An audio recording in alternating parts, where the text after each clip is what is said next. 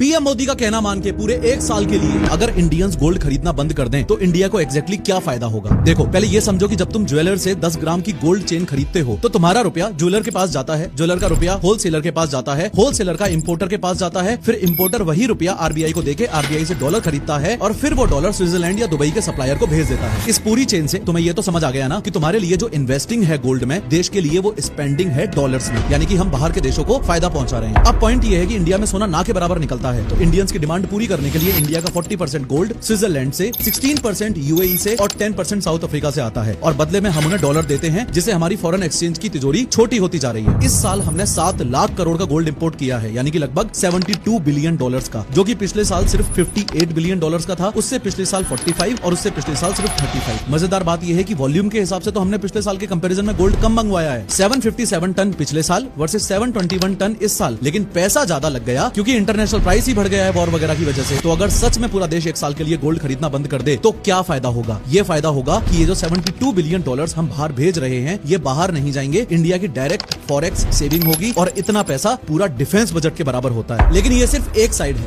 ज्यादा important side ये है कि 1 करोड़ से ज्यादा लोगों की नौकरियां प्लस देश का जीडीपी का 7% प्लस बैंक एक्सेट्रा, ये सब ज्वेलरी इंडस्ट्री पर डिपेंडेंट है, ये सब खतरे में आ जाएगा।